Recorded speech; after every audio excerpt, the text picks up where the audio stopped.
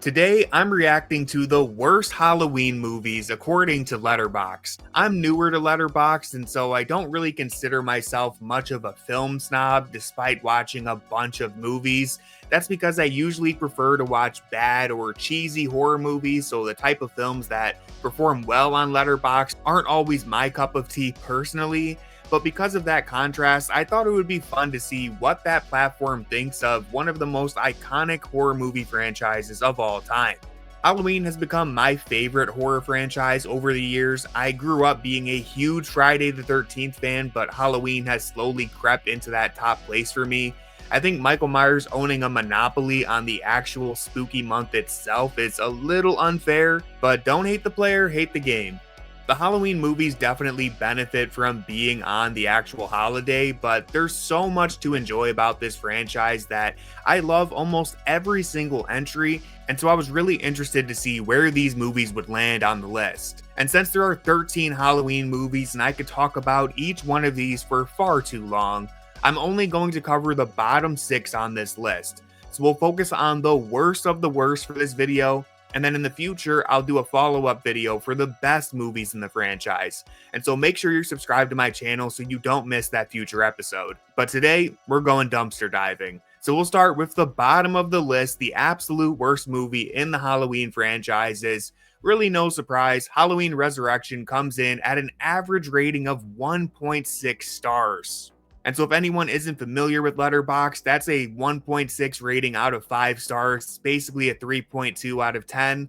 I think this movie is pretty universally considered the bottom of the barrel for the Halloween franchise. And since everyone has already trashed this movie to death, I want to say there are a couple of big things that work against this movie that I don't think get talked about enough personally. For starters, this isn't a Halloween movie. I mean, it has Michael Myers, but it just isn't what Halloween is supposed to be. You're not supposed to be trapped in a single location in these movies. You're not supposed to be in the Myers house with Michael for the entire movie. The entire idea of this franchise is you're in a quiet suburban town on Halloween night, and Michael Myers is terrorizing the babysitters. You're not in a reality TV show. You're not trapped in one place, so right from the start, this premise was already going to alienate the fans who are showing up for a Halloween movie. And then the other thing, this movie just reeks of early 2000s horror, and that change of style is a total shock to anyone who grew up enjoying the original movies.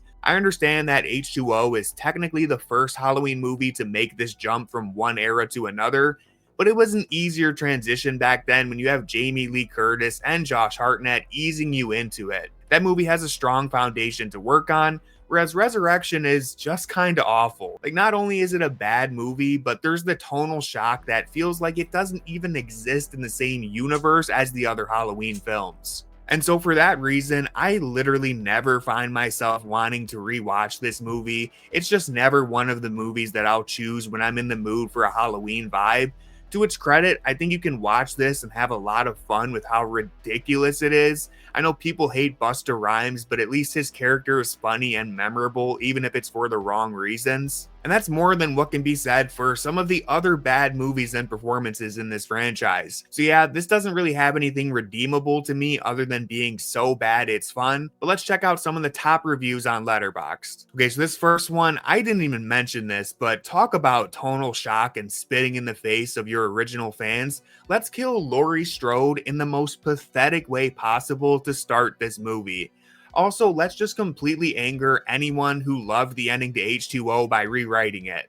Like, why would you do all that? Just start a new timeline at that point, or hell, just say Michael Myers returned somehow. We don't even need to explain what happened at the end of H2O or how we got to this point. Just start a new movie. Clearly, we're not taking the franchise seriously at this point, so why would you retroactively ruin the things that people already liked when you're making a movie that everyone is probably already going to hate?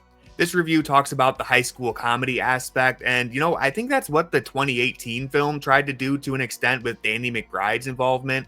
Like, that movie tried to have a more comedic tone at times, and I think tapping back into that coming of age storyline as high schoolers on Halloween night should be the direction that the franchise takes next time it gets a reboot. Bring us back to the roots and really try to appeal to being a teenager on Halloween. We don't need Grandma Laurie Strode or middle-aged Laurie Strode. We don't need another Laurie Strode story, okay? Just give me what this franchise has always been about, babysitting teenagers. And there you go. If anyone is going to enjoy this movie, then it will be for the comedy. So I'm glad at least some people enjoy Resurrection. Moving along to the second worst movie in the Halloween franchise, we have Halloween 6, The Curse of Michael Myers. I'll be honest with you, personally, this is actually my least favorite Halloween movie. I know that big Halloween fans seem to be higher on this movie than the general audience, but I don't like this one. It just feels dark and depressing. It's not a movie that's fun at all to me. The abusive parents and the literal baby being in mortal danger is a little too much for me to buy into. It doesn't have any of the charm or coziness to it that the previous films did. I don't even think the leads in this movie are interesting, and that's tough because you have freaking Paul Rudd in this movie. And so making him weird and off-putting was just a misstep, and I don't think the cult idea works for this franchise. All of this is just not what I want for my Halloween movie. Now, to the movie's credit, I appreciate the gothic style that they went with. I do think the scene in the hospital where Michael goes berserk on the cult is awesome, but that's kind of where my praise ends for this movie. I think this is the dorkiest and least threatening Michael Myers has ever looked. The Mask is much better than it was in part 5, but George P. Wilbur, with all due respect, may he rest in peace. I'm thankful for his contributions. He was just not built for this role. I wish we had a different Myers for both Halloween 4 and 6. You need a slightly taller and more sleek actor to be the Shape. And so the camera angles that they use in this movie also do him no justice. Like, this one just looks goofy, man. I'm sorry. So Halloween 6 is my least favorite from a personal enjoyment standpoint, but if you liked it, then I'm not taking anything away from you. I think the art style of this is very cool, and if you can appreciate this movie just going absolutely crazy with a new storyline for Michael Myers, then I can't hate you for it. So looking at the reviews, Jesus Christ, yeah, I forgot that there's also an incest storyline in this movie because that's what we all want to think about with Michael Myers. That's the reason we're watching these movies, right? I mean, again, just absolutely missing the mark on what people expect or are looking for in a Halloween film. That's not the story anybody wants. This one's about Paul Rudd, and honestly, the horror to superstar pipeline is legit. We've gotten some huge actors who got their start in horror, and I'm happy that Paul Rudd is joining another one of those actors in a horror movie this year. I think that's more of a dark comedy, but still, it's good to see. Okay, I do have to admit they cooked with this one, tying Myers to the stars, the constellation, or whatever it was that aligns on Halloween night. That was really cool. I can do without the Cult of Thorn and all that other stuff, but leaning into the history and general witchiness, spookiness of Halloween itself is something I think you can do in the Halloween movie. This movie just kind of sucks at it. So moving along to the third worst movie in the franchise, Halloween 5 at a 2.1.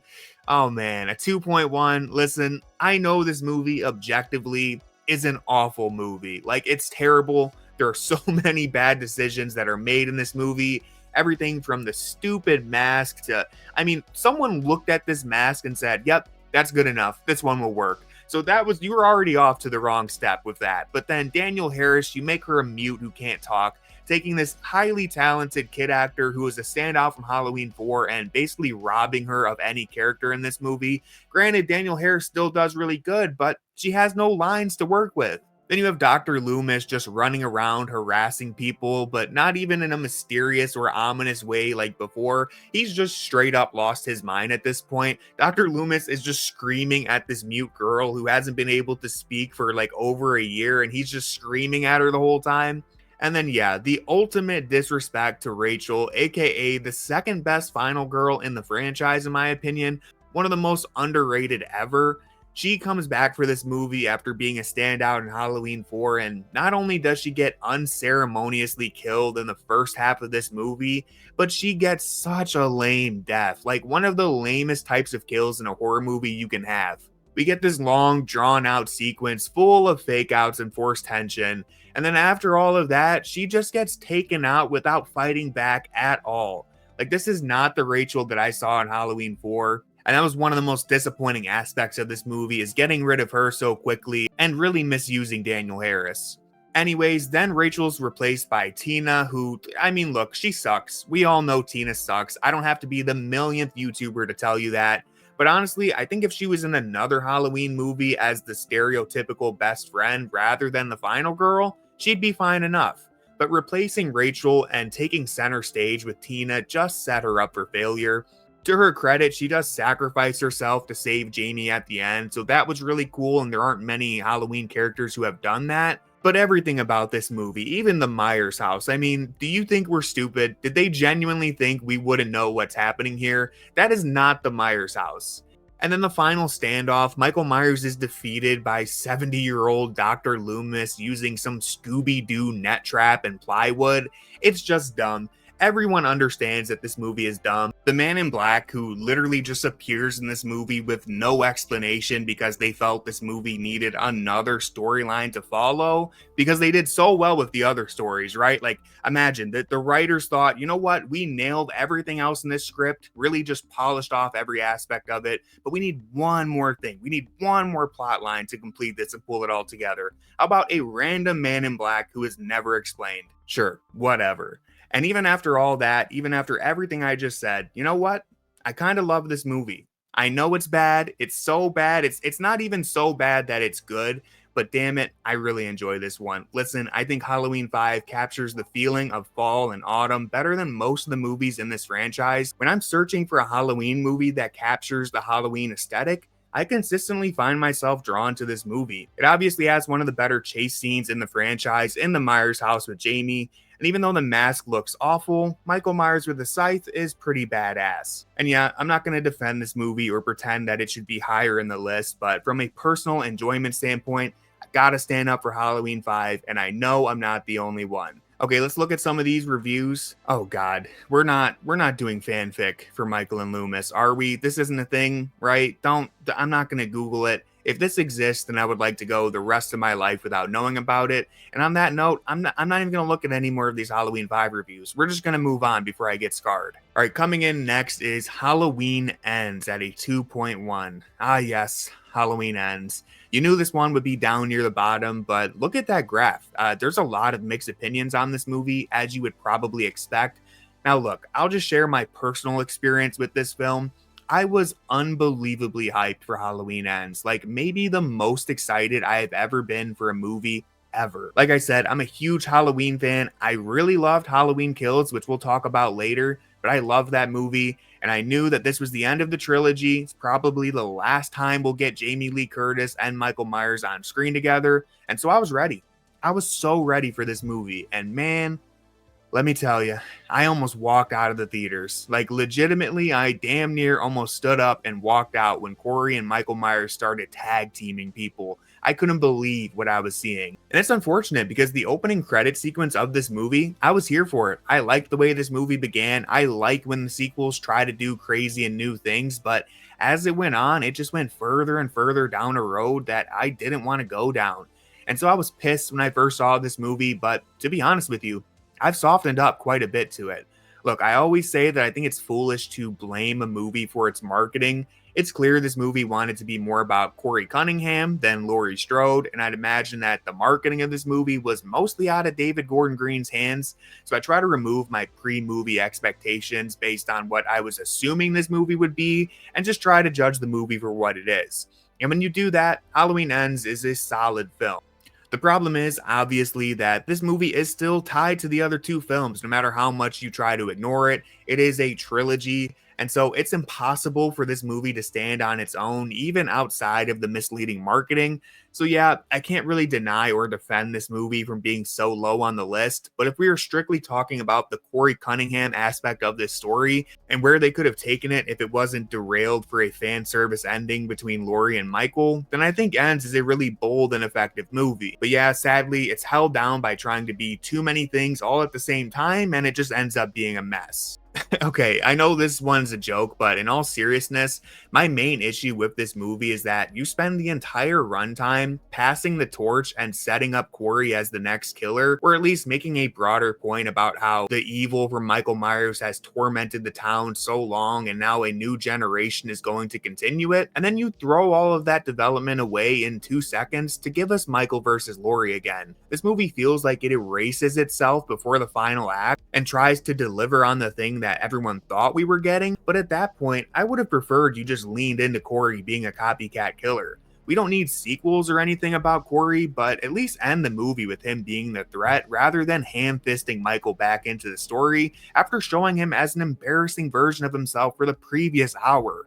Okay, I chose this review to comment on because this sentiment kind of annoys me. Nothing personal against this user or anyone who has this opinion, but the idea that Halloween should have never made a sequel, or that sequels are bad in general, this stuff just kind of grinds my gears. I understand we have loads of sequels that are just inferior versions of the original, but some of the best horror movies of all time are sequels or remakes. Obviously, people will mention movies like The Thing, Dawn of the Dead, Aliens, Doctor Sleep. I mean, it took the Friday the 13th franchise 4 tries to finally make the perfect slasher, and then they updated it 2 movies later with an even better one. So there's a long list of sequels that are awesome and definitely improve the franchise. But even if you just focus on the Halloween movies, so many people, including myself, adore the sequels. Halloween 2 and 4 are pretty universally loved. I'm personally a huge fan of 18 and Kills. And so having this wide collection of films to choose from is what makes these iconic horror franchises so fun to return to. The OG Halloween movie would have been a timeless classic regardless of what happened in the future, but you can't tell me that the sequels didn't contribute to Michael Myers and this franchise becoming such a giant pop culture icon. And so if you're focused more on the artistic side of things rather than commercial success, that's fine, this opinion makes sense. But personally, I love that I have 13 Halloween movies to choose from, and I'll keep showing up to them every time a new one comes out,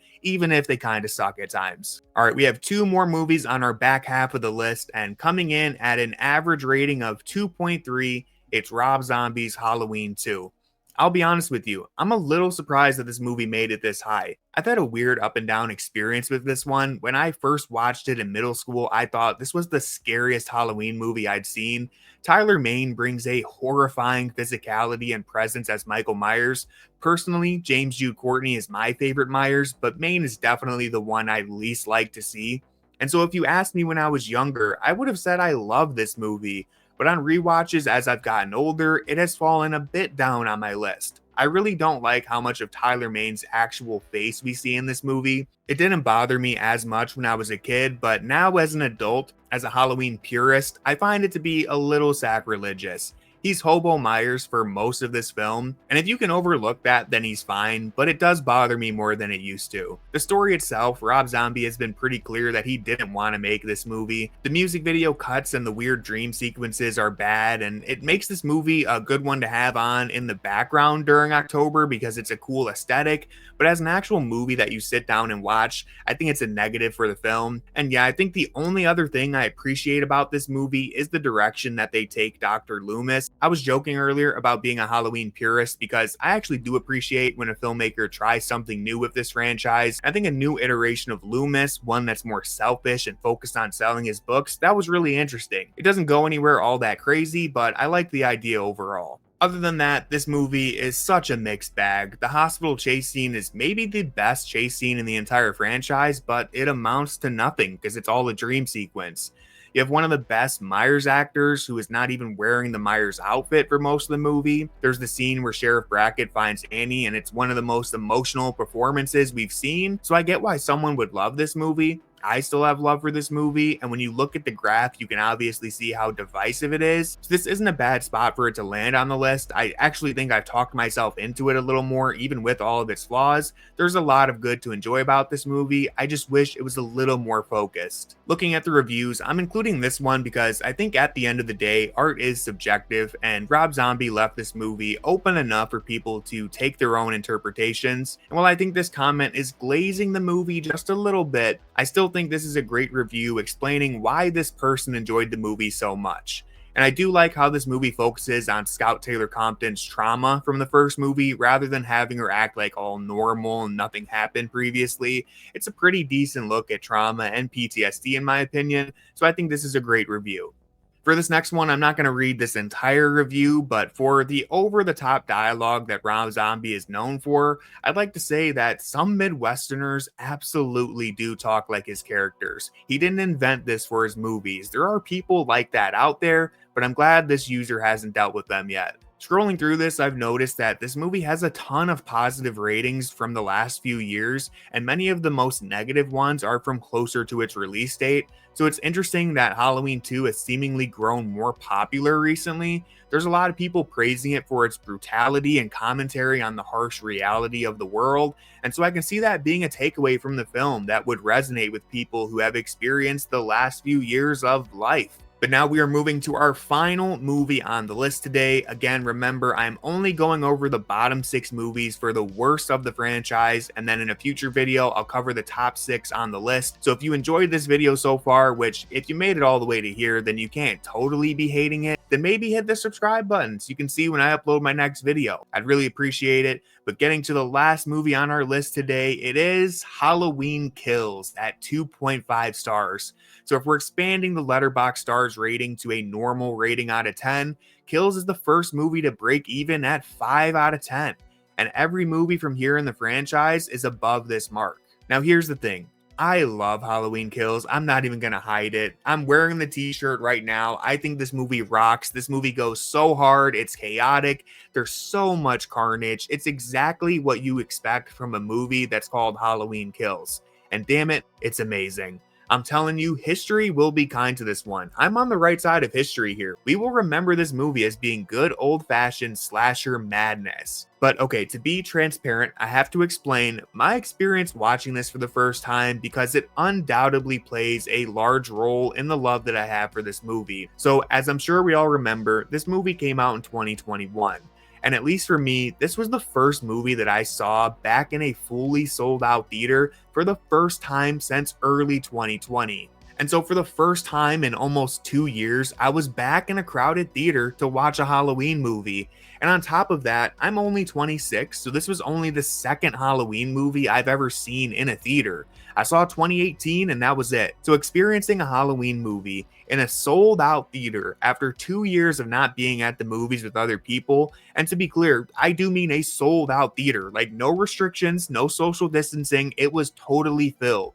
And to make it even more crowded, I went to an older theater that hadn't been updated with the recliner seats, so it was the stadium seating. We were packed in there. And man, my theater was roaring laughing at the funny parts. We were tense when something scary happened. It was maybe the best in-theater experience I've ever had. I also went with a huge group of friends, so that just added to it, and it was really the perfect environment for seeing this movie.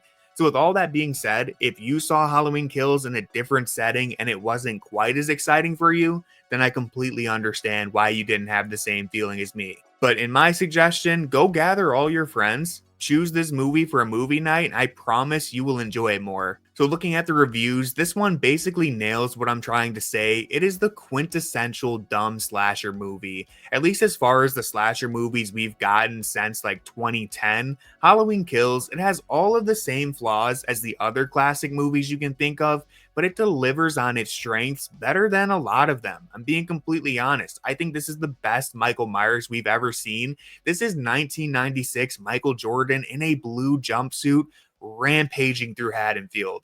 Okay, I'm pulling this comment next because I remember people laughing at this, but do you guys realize how powerful those fire hoses are? Like, half of the reason why Halloween Ends is utter BS and trying to tell you that Michael Myers is just a man is the fact that he walks directly through this fire hose in Halloween Kills like he's made of metal. You can't just walk through a hose like that. It will peel your skin off if it doesn't knock you to the ground first. So yeah, get out of here with this. That fireman was doing his best, okay? That should have worked against anybody else but Michael Myers. Okay, I'll pull this last review so it doesn't come across like I'm totally glazing this film.